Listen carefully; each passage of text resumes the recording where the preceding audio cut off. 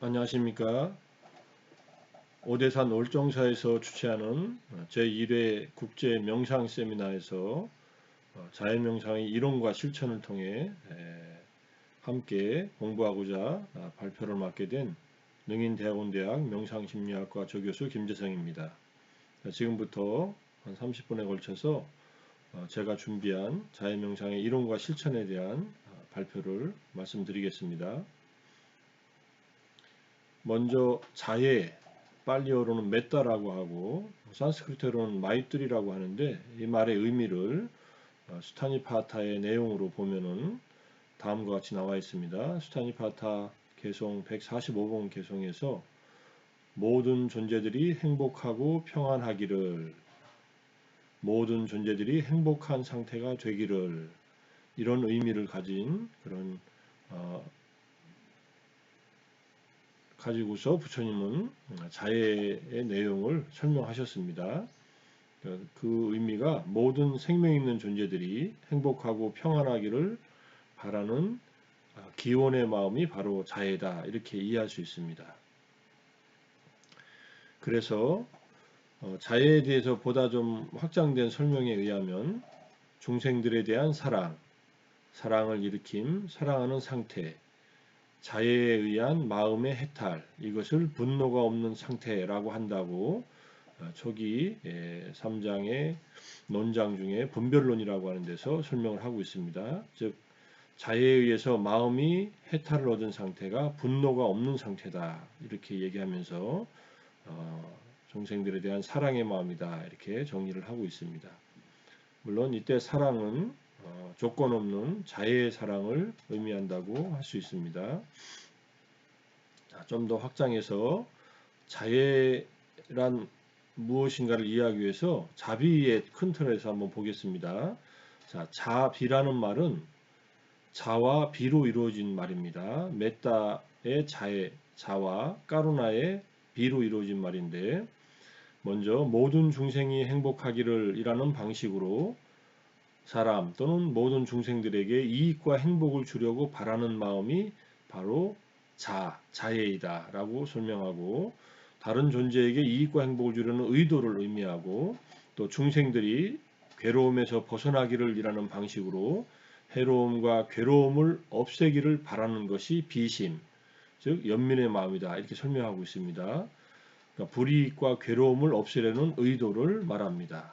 이것이 이제 수타니파타 73번째 개송에 대한 주석서에서 나오는 해석이고, 바로 이 해석이 자와 비, 자비에 대한 전통적인 해석이라고 이해할 수 있습니다.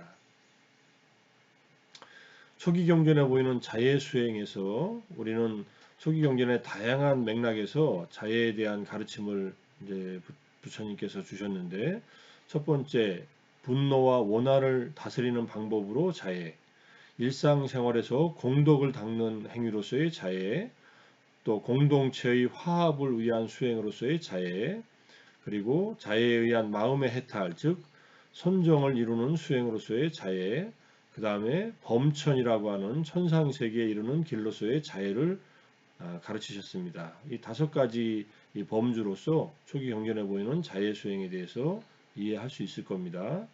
하나씩 살펴보면은 분노와 원한을 다스리는 방법으로서 자해는 기본적으로 부처님께서 이렇게 말씀하신 것에서 확인할 수 있습니다. 성냄, 도사를 제거하기 위해서는 자해를 닦아야 한다. 안구타라니카에 나오는 말씀이고, 자해에 의한 마음의 해탈에 의해서만 아직 일어나지 않은 악의는 일어나지 않고 이미 일어난 악의는 버려진다, 이렇게 또 안구타라니카야에서 말씀하셨고, 원한 또는 적개심, 이것을 제거하는 다섯 가지 방법을 그 사람에 대해, 즉 원한이 일어나는 그 사람 대상에 대해서 자해를 닦고 연민을 닦고 평온을 닦고, 그리고 마음 챙기지 않고 주의를 기울이지 않고, 또 업이 자신의 주인임을 굳게 확립하는 이 다섯 가지로서 바로 원한을 제거한다, 이렇게 가르치셨습니다. 여기서는 자애와 연민과 평온, 그리고 그 사람에 대해서 기억하지 않고 주의를 기울이지 않는 것, 뭐 이렇게 여기서 말하는 마음 챙기지 않는다는 말은 그 사람에 대해서 어떤 생각을 떠올리지 않고 주의를 기울이지 않는다는 그런 얘기겠죠. 그 다음에 업이 자신의 주인임을 굳게 확립하는 것. 업이 자신의 주인임을 확립한다는 말은 우리가 지금 화를 내는 것은 바로 나의 업이 되고 저 사람이 나에게 화를 냈다면 저 사람의 업이 된다고 하는 것을 분명히 이해하는 그러한 지혜의 바탕을 둔 어떤 생각이라고 할 수 있습니다. 그 다음에 일상생활의 공덕행으로서 자예수행을 보면은 붓다는 고타마 붓다께서는 전생에 보살행을 닦는 동안 이 자애의 마음을 7년간 닦은 공덕으로 7번 세상이 수축하고 팽창하는 겁 동안에 광음천, 대범천, 광음천과 대범천은 3개의 천상이고 36번의 사카, 사카는 이제 도리천의 왕이죠. 우리가 말하는 제석천이고 그다음에 여러 차례 전륜성왕이었다고 얘기합니다.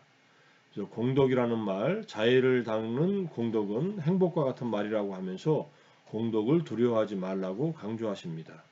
그리고 상유타니카의 한 경전에 의하면 소젖을 짜는 짧은 시간 동안에 자애에 의한 마음의 해탈을 닦는다면 아침, 점심, 저녁에 100개의 가마솥으로 음식을 보시하는 것보다 더 큰 결실이 있다라고 말씀하십니다.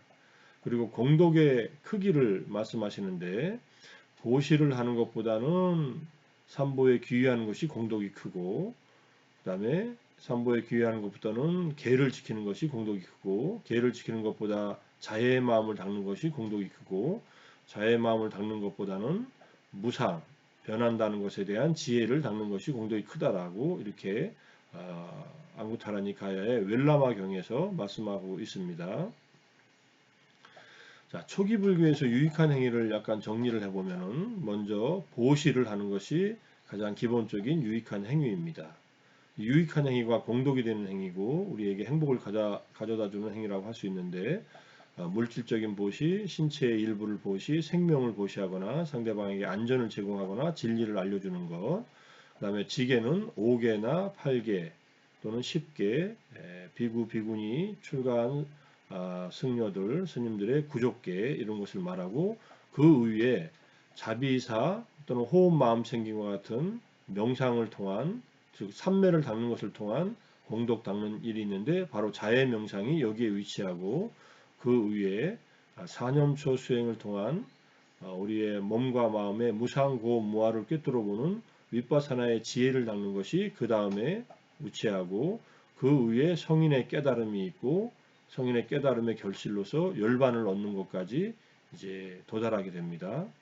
열반은 행위가 아니기 때문에 성인의 깨달음의 지혜까지를 유익한 행위라고 말씀드렸습니다. 다음에 공동체의 화합을 위한 자해수행을 말씀드리면 동료 수행자들에게 호감을 주고 공경을 불러오고 도움을 주고 분쟁을 없애고 화합하고 단결하게 하며 오랜 세월을 이익과 행복을 가져다주는 6가지 기억해야 할 법 가운데 처음 3가지가 몸으로 자애를 유지하고 말로 자애를 유지하고 마음으로 자애를 유지하는 것을 제시하고 있습니다.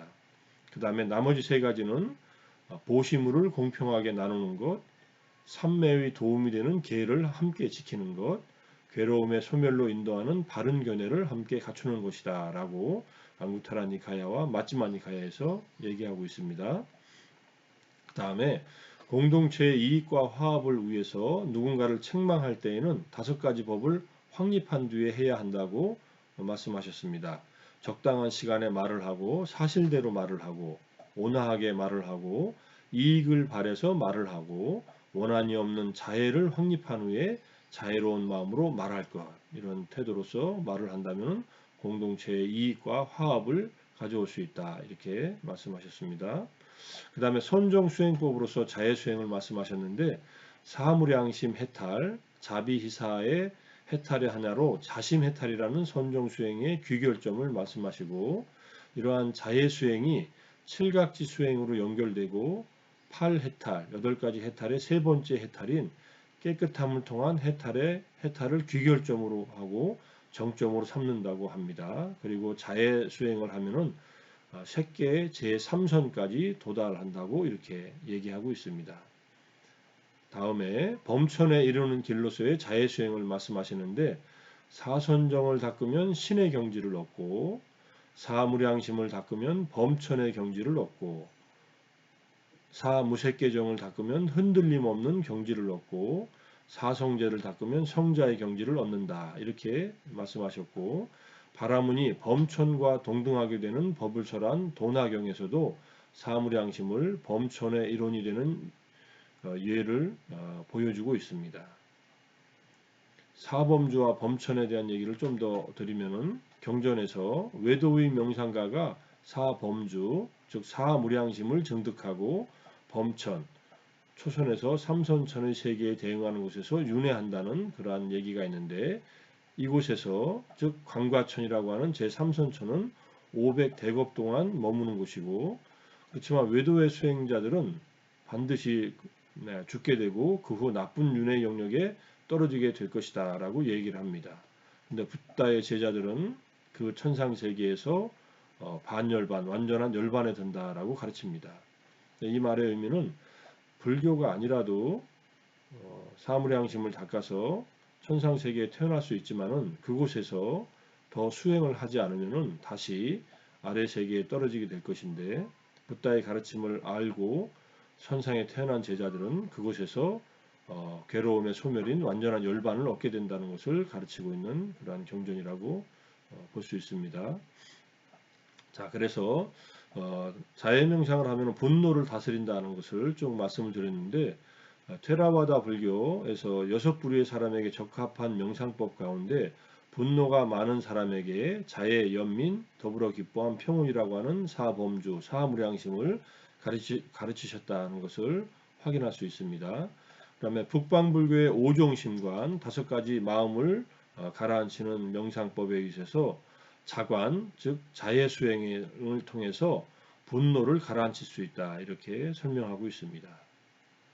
자, 자해 대상에 대해서 이제 구체적으로 알아보면은 자해 대상의 자해 명상의 대상은 자기 자신을 본보기로 해서 고맙거나 존경하는 대상, 사랑하는 대상, 중립적인 대상, 싫거나 미운 대상이라고 하는 한정된 대상을 향한 자해 명상이 있고 그 다음에 모든 존재, 즉 한정되지 않은 대상을 향한 자해 명상 2가지로 나누어집니다.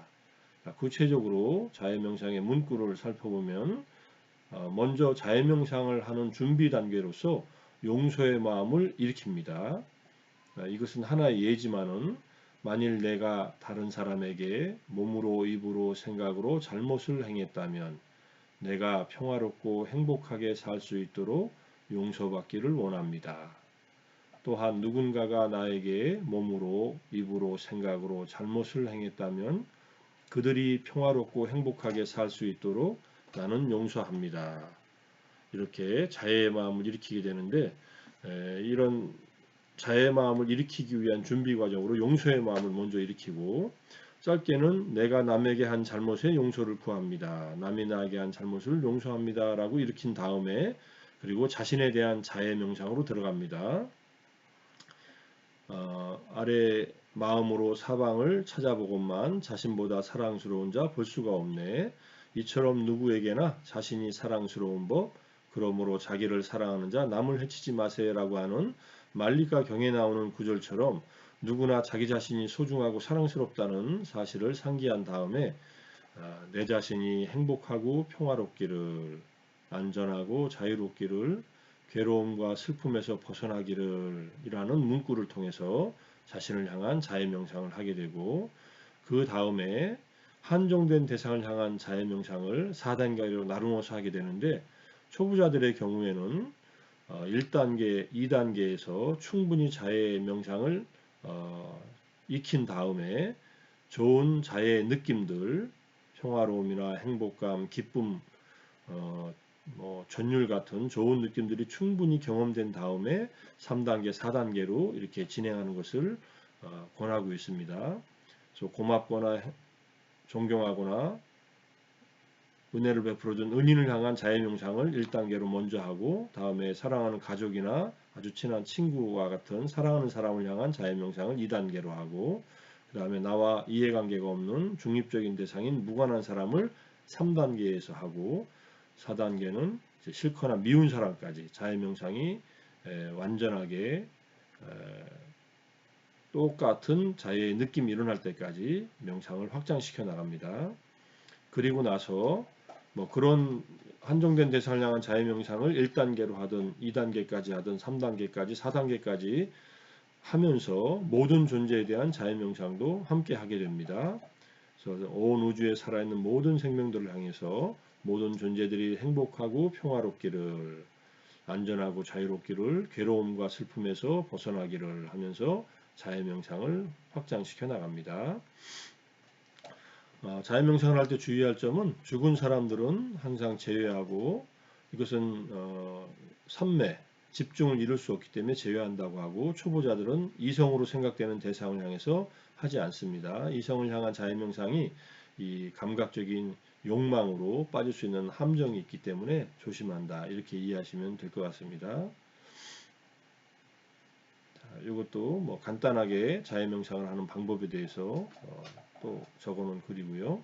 자해 명상을 하면 11가지 유익함이 있습니다. 먼저 수면의 효과가 있는데 편히 잠들고 편히 잠에서 깨어나고 악몽에 시달리지 않고 사람들이 사랑하게 되고 사람 아닌 천신들과 동물들이 사랑하게 되고, 이거는 관계가 개선되는 것이고, 그 다음에 보호를 받습니다. 천신들이 보호를 해서 독살되지 않고 무기나 불에 의해서 해를 받지 않는다라고 합니다. 그 다음에 심신이 안정되는데 우리의 용모가 단정해지고, 그 다음에 얼굴색이 맑아지고 마음이 평온해지고 집중된다.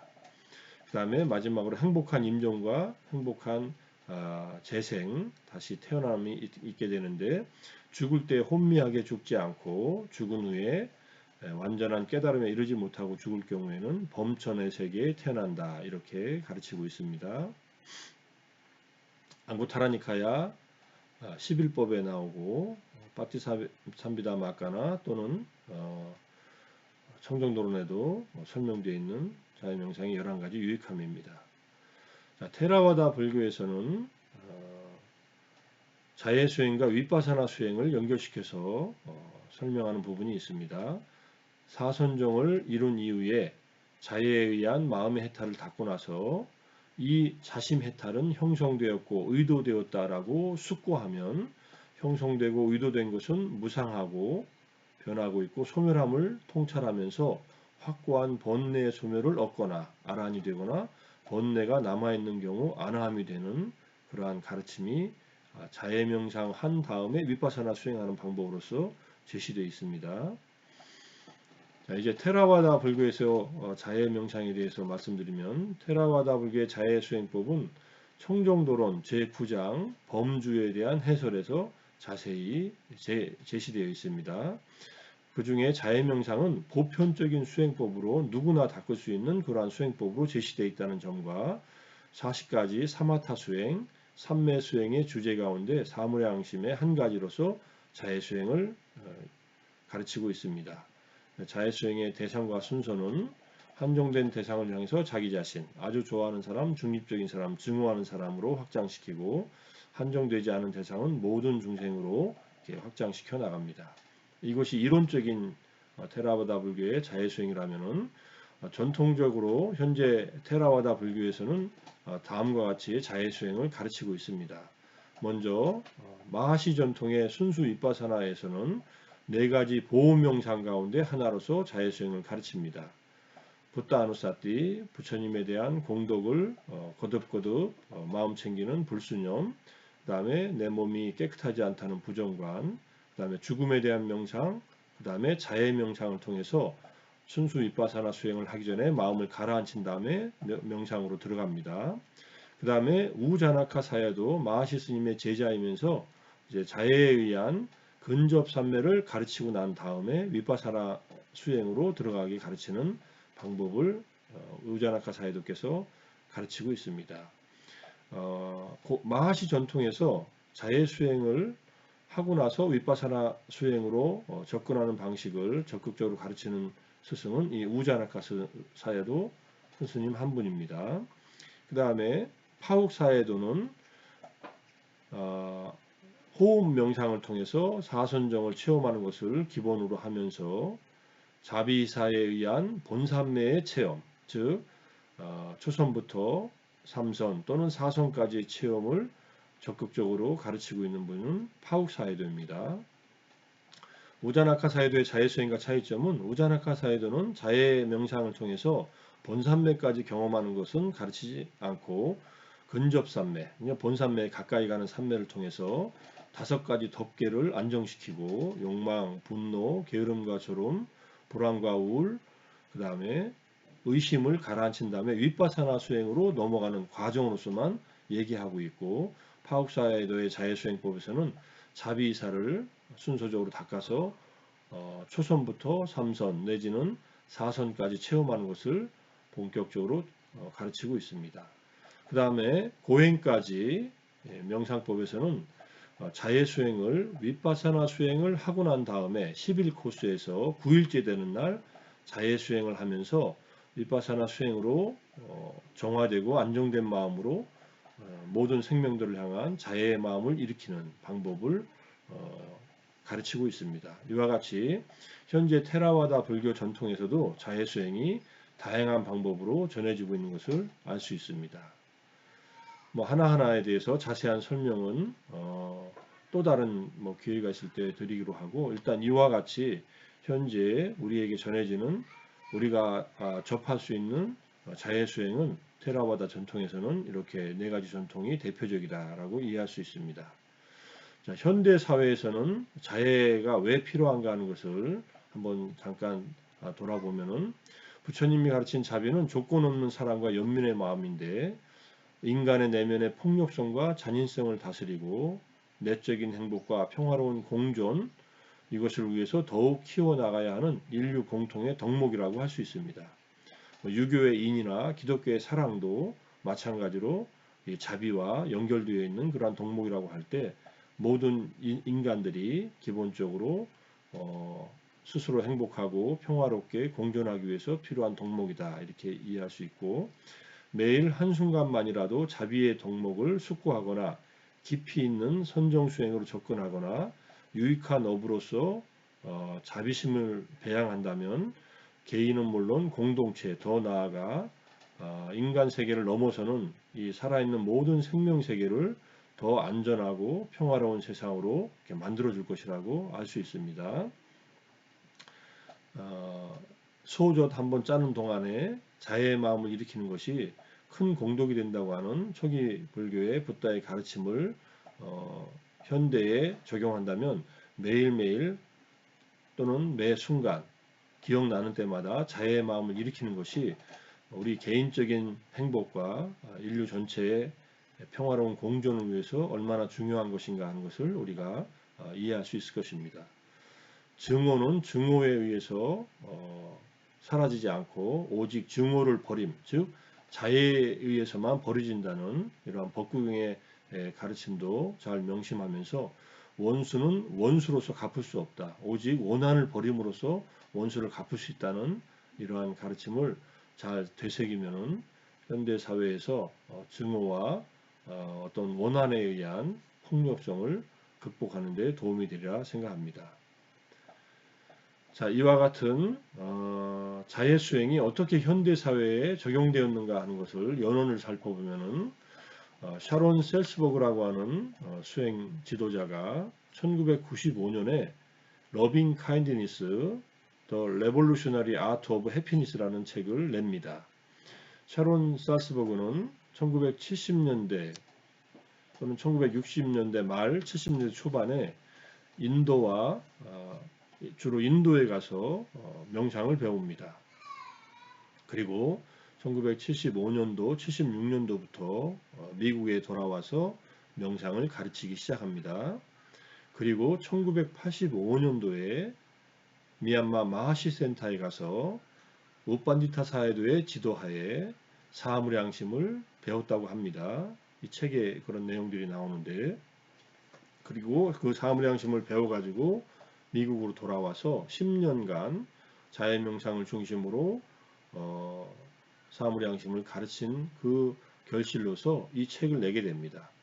이 책은 미국과 서양의 자해명상 위시로 한 자비사의 사무량심을 알리게 되는 그 토대가 된 그런 책인 것을 여러 문헌을 통해서 알 수가 있습니다. 아직도 적극적으로 아주 정열적으로 샤론은 자해명상을 서양에서 가르치고 있는 자해명상의 대표적인 지도자라고 할 수 있습니다. 이 책은 행복을 위한 혁명적 기술 자해 해가지고 제가 번역해가지고 조계종 출판사에서 번역한 것이 있습니다. 이 책을 보시면은 현대 사회에 어떻게 자해 명상이 이제 뭐 실천되었는가 하는 구체적인 어떤 내용들을 많이 볼 수가 있습니다. 물론 자비사의 사무량심과 보시하는 것의 의미, 그 다음에 오계를 지키는 것의 의미까지 해가지고 제가자들의 실천해야 될 공덕행으로서의 세 가지 보시, 지계, 그 다음에 명상으로서의 자비이사의 사무량심을 설명하고 있는 것을 이제 확인할 수 있습니다. 자, 이러한 샤론의 자해명상의 지도에 이제 바탕을 두고 나서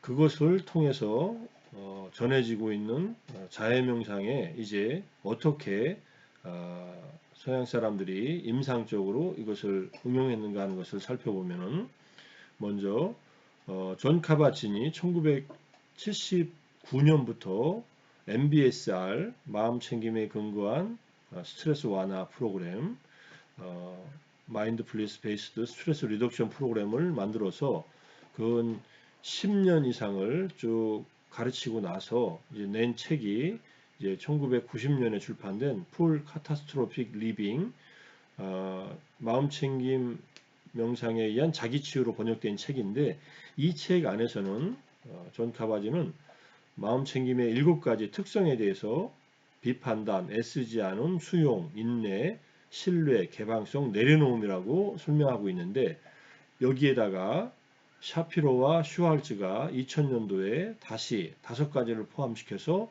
마음챙김의 특성으로 12가지를 같이 얘기하게 됩니다. 2000년도부터 내린 정의에 들어가 있는 덕목으로서 온화함, 관대함, 공감, 감사, 자애가 들어가 있습니다. 물론 존 카바진 박사도 마인드풀리스라는 말을 쓰면서도 하트풀리스라는 말을 함께 씁니다. 마인드풀리스가 약간 지적인 측면에 어떤 그런 어웨어니스를 강조한다면 하트풀리스라는 말을 쓸 때는 이러한 온화함이나 관대함, 자애의 마음이 포함된 그러한 수행이다라는 것을 강조하기 위해서 쓰는데 아무튼 21세기에 들어오면서부터 마인드풀리스 안에 자애의 개념이 이제 녹아 들어가서 전해지고 있다라는 것을 이해할 수 있습니다. 그래서 결국은 마음챙김의 특성이라고 말한 이 12가지 이 자질들은 지혜롭게 또 자비롭게 인생을 살아가는 방법의 자질이라고 이렇게 볼 수 있을 것입니다. 그 다음에 자해명상 또는 연민명상이 서양에 전해져서 프로그램화된 대표적인 프로그램이 바로 마인드풀 셀프 컴패션, 마음챙김 자기연민, MSC라고 약자로 쓰는 그 프로그램인데 이 프로그램을 공동으로 개발한 분이 크리스틴 네프 박사와 크리스토퍼 거머 박사입니다. 두 분의 심리학자가 이 프로그램을 개발하고 두 분 다 하나씩 책을 씁니다. 이게 2010년도 내외에 쓴 책인데 크리스틴 네프 박사는 셀프 컴패션이라고 하는 책을 썼고 우리말로는 러브 유아셀프로 번역되어 있습니다. 그 다음에 크리스토퍼 거머 박사는 마인드풀 패스 투 셀프 컴패션이라는 책을 써서 우리말로는 오늘부터 나에게 친절하기로 했다라고 번역되어 있는데 이 두 분이 중심이 돼가지고 MSC 프로그램을 만들었고 그 프로그램을 통해서 자해명상과 연민명상, 특히 자기연민의 개념 속에 들어있는 자해명상으로 이제 세상에 알려지게 됩니다. 자, 마음챙긴 자비명상, 자기연민 또는 자기자비라고도 표현하는데 여기엔 3가지 요소가 있습니다. 자기친절, 공통적인 인간성, 마음챙김의 요소가 있습니다. 자기친절은 우리가 고통스러울 때 자신이 받을 가치가 있는 친절을 나에게 주는 것이다. 이렇게 얘기합니다. 나는 나 자신의 결함과 부족함을 관대하게 받아들인다 라는 말로 나 자신에게 친절한 마음을 일으켜서 자기 비판을 극복하고 공통적인 인간성을 이제 일으켜서 실패하거나 부족하다고 느낄 때 내가 아직 한 인간일 뿐이라는 것을 다시 한번 상기시키면서 나 자신을 공격하는 마음을 내려놓고 그 다음에 마음 챙김으로써 열려있고 균형 잡힌 알아차림을 갖고 자신의 문제에 더 빠져들지 않는 것을 이제 훈련을 합니다. 이 자기 친절과 공통적인 인간성, 마음챙김 이 세 가지가 마음챙김 자기 연민이라고 할 때, 마음챙김 자기 연민 속에 들어가 있는 자해 명상은 바로 자신에 대한 자해 명상이다 이렇게 이해할 수 있습니다. 자신에 대한 자해의 마음을 충분히 닦은 사람들은 타인에게도 자애로울 수 있고 타인에 대한 연민, 자비심도 더 잘 일으킬 수 있다라고 얘기를 합니다. 자, 이와 같은 자해 명상 또는 뭐 자기 연민과 같은 이런 프로그램을 훈련했을 때 18가지 과학적인 어떤 효과들이 검증됐다고 합니다. 첫 번째는 안정감의 두 가지, 긍정적인 감정을 증가시키고 부정적 감정을 감소시키는 그러한 효과를 보고, 그 다음에 사회적 연결의 긍정적 감정과 느낌을 증가시켰다. 그 다음에 치유 효과가 나타나는데 편두통, 만성 통증, 외상후 스트레스 장애, 정신분열증, 즉 스펙트럼 장애 등을 감소시켰다고 합니다. 전부 다 다루기 어려운 신체적, 심리적인 그런 증상들인데 이것들을 감소시키는 결과를 이제 임상적인 결과가 나왔고 뇌의 정서 기능이 향상된다고 합니다. 공감과 두뇌에서 정서적 처리를 활성화하고 뇌의 회백질의 양을 증가시킨다고 합니다. 그 다음에 스트레스에 효과적으로 대응하게 되는데 호흡기의 부비동 부종맥이 증가돼서 훨씬 더 이완되는 효과를 가져오고 또 노화를 지연하는 효과를 가져온다고 합니다. 그 다음에 사회적 연결을 강화시키는데 당신을 더 도움이 되는 사람으로 만들고 자비심을 증가시키고 공감력을 증가시키고 다른 사람들에 대한 편견을 감소시키고 사회적 연결을 증진시킨다고 합니다. 그리고 자기 비판의 재갈을 물림으로써 자기 자신을 사랑하게 된다. 그리고 짧은 명상으로도 좋은 영향이 생기고 장기적으로 오랫동안 하면 더 큰 그런 효과를 보게 된다는 것을 바로 오늘 자해 명상을 시도해야 할 18가지 과학에 근거한 이유라고 해서 이렇게 정리를 해 놓았습니다. 자, 자해 명상은 붓다로부터 시작되었고 물론 자해의 정신은 인류에게 공통된 그런 사랑의 정신이지만 불교에서의 자해 명상 이 가르침은 붓다가 가르친 가르침 속에 연원을 두고 있고 그것이 이론적으로 정립이 되는 동시에 실천적인 측면으로 가르쳐져 있고 핵심은 우리 마음속의 분노를 다스리는 그러한 가장 효과적인 방법으로 제시되어 있고 공동체의 화합을 위한 그러한 또 실천 덕목으로 전해져 있다라고 이렇게 볼 수 있습니다. 내적인 행복과 공동체의 화합을 위해서는 바로 현대인들에게도 충분히 가치가 있으며 현대적으로 테라와다 불교에서는 이러한 수행법을 현대적인 어떤 전통의 근거에서 부처님의 가르침의 근거에서 현대인들을 위해서 마하시 방식이나 우자나카 스님이나 또는 파옥사야도나 고엔카지의 명상 속에 녹아 들어가 있고 이것이 다시 샤론 살스버그에 의해서 서양 사회에 적극적으로 전해지면서 마음챙김 자기 연민과 같은 프로그램, 마인드풀 셀프 컴패션 같은 프로그램을 통해서 많은 사람들, 특히 스스로 고통스러워하는 자기 비난에 의해서 고통스러워하는 많은 사람들에게 자해 명상의 효과를 충분히 전달하고 있다는 점에서 현대 사회에 큰 영향을 미치고 있는 수행법이다라고 이해할 수 있을 것입니다. 자, 이상 자해 명상의 이론과 실천에 대한 발표를 마치도록 하겠습니다. 감사합니다.